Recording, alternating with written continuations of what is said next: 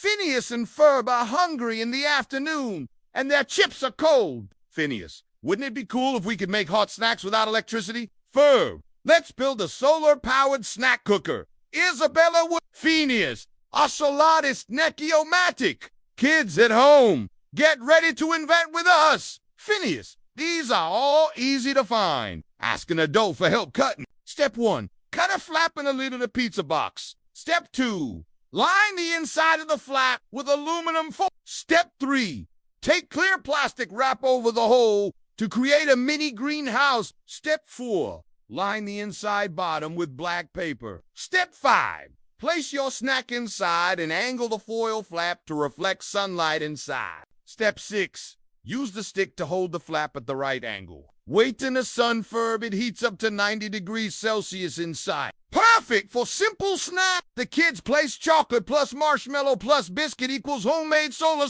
Buford, I'm not eating anything that doesn't explode. 5 minutes later, Buford. Okay, maybe this is the tastiest science ever. Phineas, you just made your own solar oven. This shows us how powerful clean energy is. Isabella, and it doesn't cost anything to use the sun. Ferb writes on a board equals future of cooking. Phineas, you don't need a lab to invent dust, ideas, curiosity, and a sunny day. Isabella sings, cardboard, sunlight, tape, and dreams. We built a snack machine with solar beam. Invention's not just science. Why? It's fun. It's food. It's eco-friendly.